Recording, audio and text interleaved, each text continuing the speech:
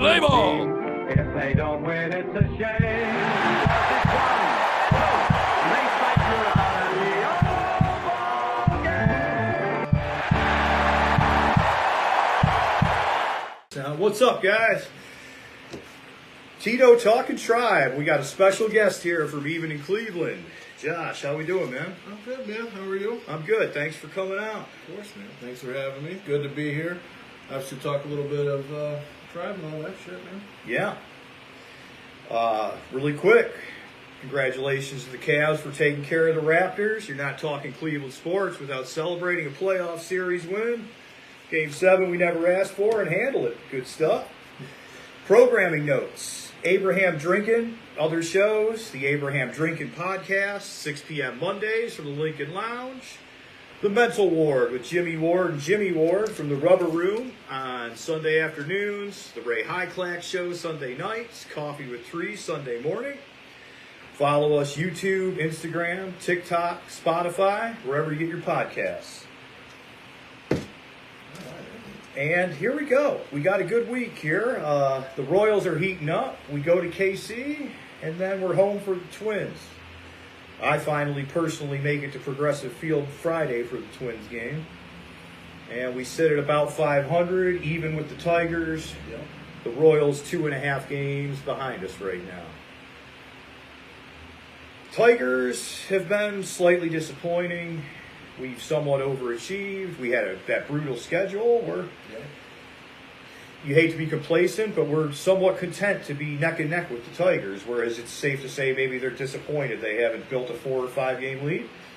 Yeah, I think if you're the Tigers, I mean, yeah, it's been disappointing because they were definitely the proverbial favorite, if you will, going into the season to win the AL Central. Mm-hmm. Now, I mean, like you said, for the Guardians, having that rough schedule to open up and whatnot, and I mean, the Tigers, I haven't really paid attention to what their whole schedule is, but obviously with the Guardians, they took 2 out of 3 in Sacramento against the A's, and then obviously Guardians' opponent in the next few days, the Royals. I mean, they're coming off a sweep of the Mariners, who have also been, I guess, a little bit disappointing or whatnot.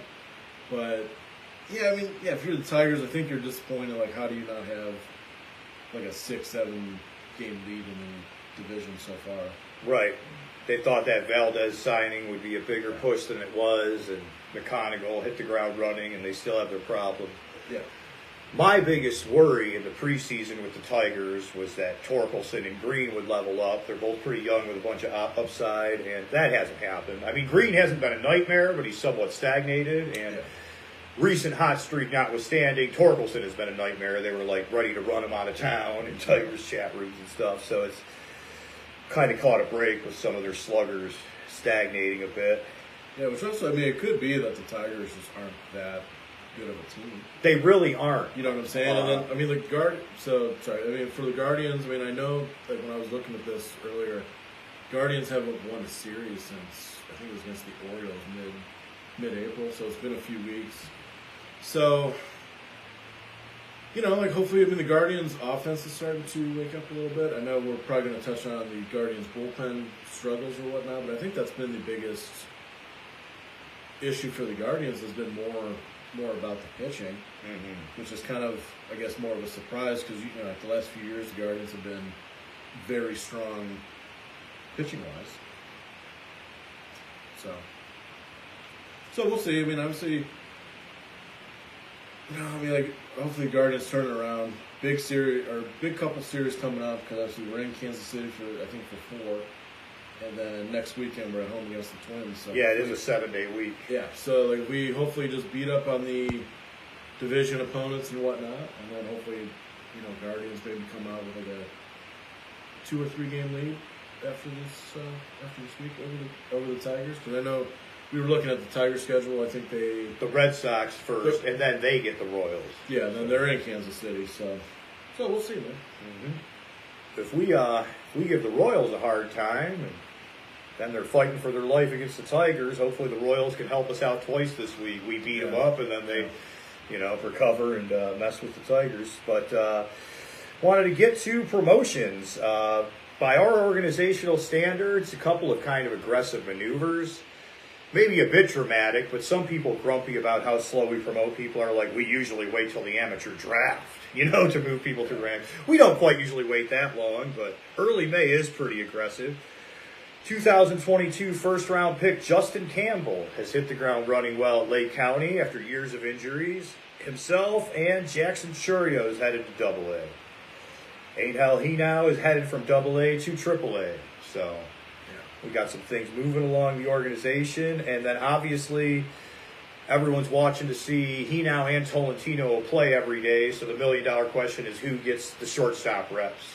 Because that's, if you will, Tolentino's ahead of Hinao, but a lot of, just as far as put in his time and paid his dues, but, if you ask 7 out of 10 of people responsible for our thinking and evaluations, they're higher on Hinao than Tolentino. Yeah. So what happens? We'll see with those shortstop reps. Does it stay Tolentino? Do we make everyone wait their turn, if you will? Or, does Hinao just basically usurp him and then we explore moving Tolentino around? So that'll be an interesting subplot there in AAA. Yeah. So let me ask you real quick. So I know, like you said, a lot of the scouts, whoever, hire on Ganao, and I think I said this maybe last year. I think Pizzana and Ganao are your future. Right. I've heard you say that on the air before. Future middle infielders for the big club or whatnot. So obviously Pizzana, he got called up last Thursday, I think it was, last Wednesday, whatever that was, and then Ganao's moving to AAA, so I think we'll see the quote-unquote future of Pizzana and Ganao, like your middle infielders, probably sooner rather than later. Right. Yeah, I'm looking forward to it, and not to say Brian Rocchio has been any sort of slouch, but still very excited about our projected middle infield in the future with Ganao and Pizzana, and also, I'm glad Pizzana stayed the course as a second baseman. Between earlier questions about his defense, which to me have been mostly assuaged, like maybe he won't be a Gold Glover, but I think he easily can be an above-average offender at second. Yeah. And our organization, pretty much the consensus is we're more loaded with middle infield in the almost ready department than outfield guys. And I'm just glad we didn't move him to the outfield. We drafted him as a second baseman. We made a history as him being the first second baseman, profile as a second baseman, drafted first overall. And I'm just glad that all that noise got blocked out because everyone was just like, whether they didn't like his defense or whether they thought it would get him to the big leagues a month sooner, it was just the narrative was, to a degree, forced down our throat. Like, move Pizzana to the outfield. Like, he can't play second. We got to get him here soon. Yada, yada, yada. So, very relieved. Sometimes, our organizational blueprint, our trend towards patience and methodicalism frustrates me. But in this case, it worked in our favor how we, stayed the course and kept it at second. But also, real quick, I would also argue, or I would also say, if Pizzana didn't have his injury troubles last year, or I think it was his rookie year, whatever year that was, he probably would have been in the big league sooner, I think. Sure. And especially, he could have broke camp. At the latest, he would have broke camp this year with the big league club. Right. So to your point, to your thinking of just how the organization is usually methodical with bringing people up, much to your chagrin, if you will. Obviously, I think it made sense just to keep Pizzana where he was in the meantime, and then obviously, we brought him up. I think it was, I don't say a panic move, but it was kind of just something to jolt the team. Yeah. Bringing in Pizzana, but also I think he was ready too because he did very well in the spring. He had a very good second half last year in Columbus, and I think more times than not he probably would have broke spring training with the big league club. So.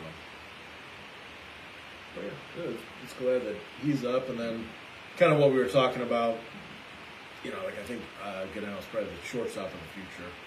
So he moves up, and then like you said, we'll see what happens in Columbus because Tolentino's been playing pretty well, and then you bring up Ganao, how they're going to split shortstop, or maybe one of them moves to second for a little bit. I don't know, but we'll see. Yep. We will see. Ralphie Velasquez raking at Akron. There's a lot of speculation that maybe we'll make a trade to make room for him to move up. A lot of people feel he's ready to move up, and all that's stopping him is simply just the logistics of, being kind of blocked. So, with the platoon of first baseman / DH types that are yeah, in the organization right now. Yeah. Kafis is hitting well at AAA. We're pretty pleased with the Hoskins signing. We're pleased with Fry's comeback year. Yeah, Fry's doing all right. Hoskins, and then if you want to project up, see like right field as well. Chase DeLauder's right there. He might be early pick for the Rookie of the Year. Boy, I sure hope so.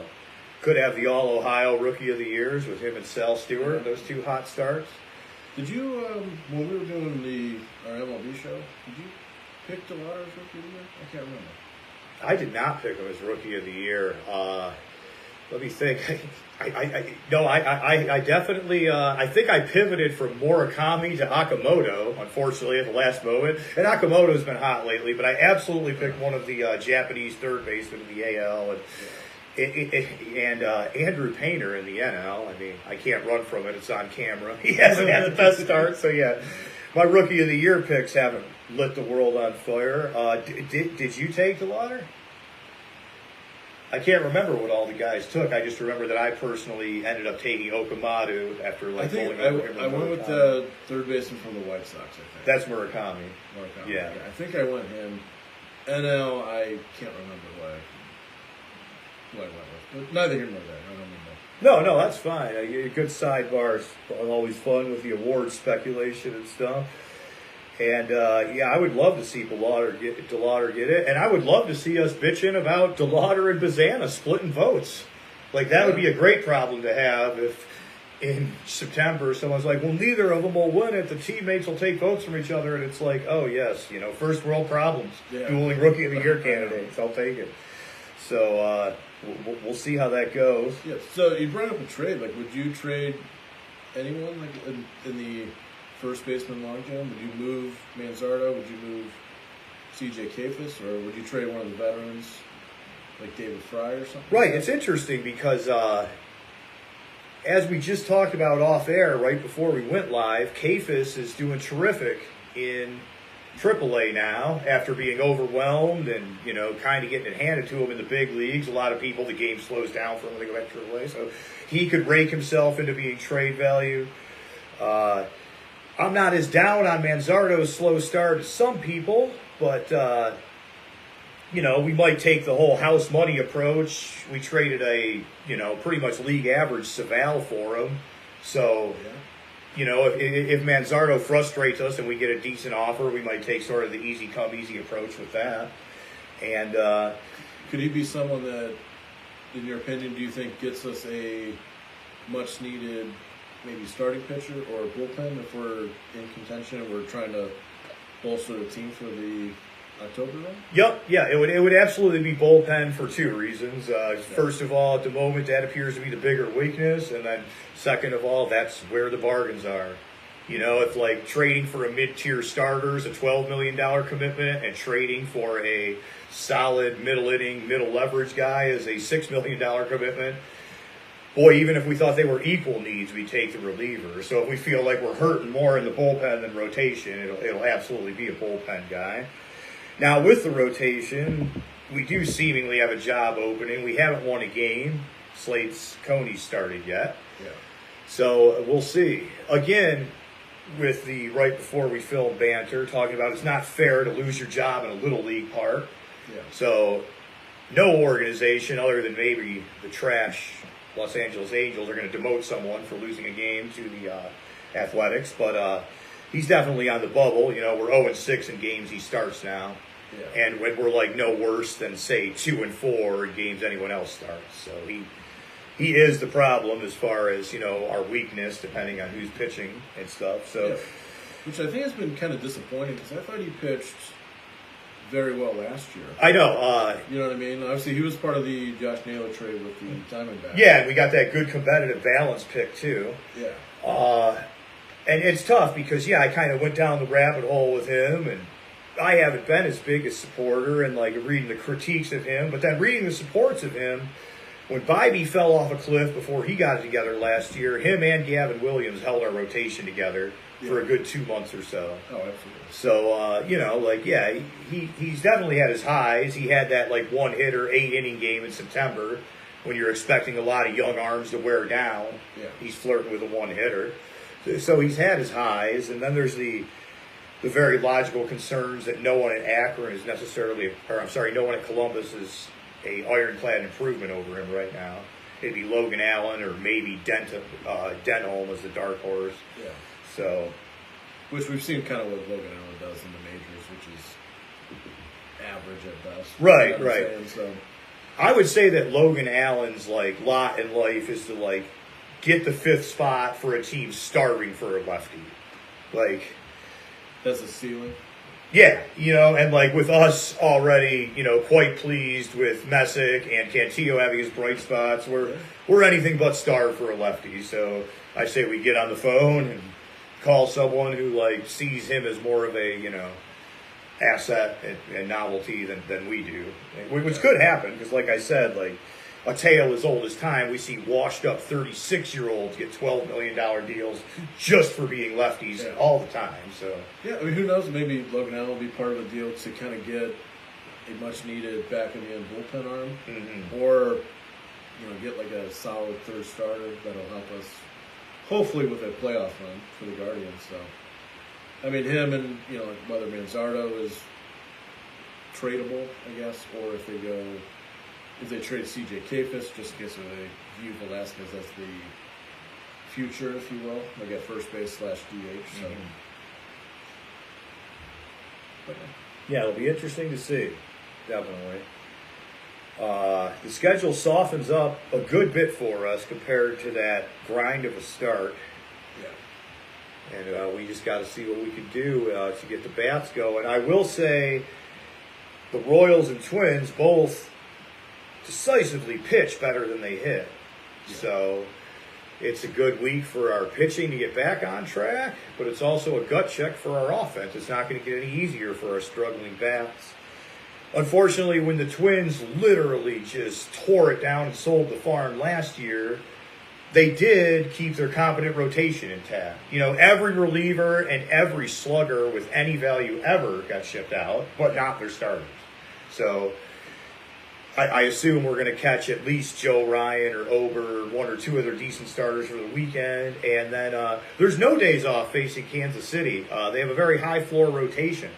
No one's really a Cy Young candidate, but you could argue that the scuffling Cole Ragans is their worst pitcher, and when he's on, he's on. So we definitely have our work cut out for us with the bats this week. Yeah. So what I was just looking up real quick for you tonight, Michael Wacha is starting for the Royals, and then Bybee for the Guards.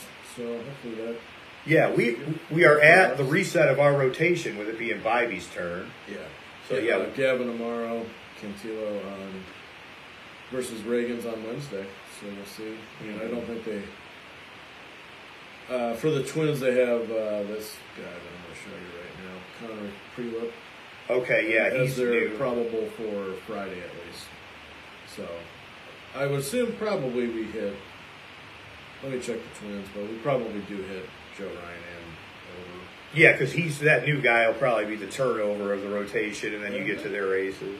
Maybe not. Over pitches Wednesday for the Twins, that is. Yeah, that's quite the gift if we happen to miss Ober and Ryan, for sure. We might hit Over on Sunday, but Woods Richardson Okay. is, okay, this was Wednesday, and then, or Thursday, so Joe Ryan actually would pitch Friday, I think, or Saturday. By the way, I can see he pitched yesterday for him. Yeah, Joe Ryan pitched yesterday for him, so we'll probably hit Yeah, him. he'll be all squared up and ready for us this weekend. Yeah, oh well. Oh yeah, sorry. And then one thing I did want to mention, just since it's been a good while since I did a broadcast, is not to be complacent, but how much the path to the wild card has opened up. It was sort of a foregone conclusion that the East would get 2 of the 3 wild cards, like it's their birthright, and possibly all 3. The Red Sox are an absolute disaster. The Orioles are a pretty big disappointment, and the Blue Jays have had their problems. Yeah. So even with the Rays being a bit pluckier than expected, right now, it kind of can really only write in a playoff spot for the Yankees in the East. And when the season started, you thought that you had to account for no fewer than 3 playoff spots in the East. So, again, I'd love to win the division, and I'm still confident we hold off the Tigers. But I did want to point out just how the dynamic has shifted a bit. That if it comes down to it, and Framber Valdez goes on a tear, we get vintage Screwball, and the Tigers rattle off a 21-4 month. Yeah. At least we know there's still a viable path to the wild card if they start dusting us in the standing. And then even just in the AL West right now, I think there's The A's lead that division. Yeah, but they're all around 500. They all, no one's distinguished themselves. Yeah, Mariners might be 2 games under 500 now since they got swept by the Royals over the weekend.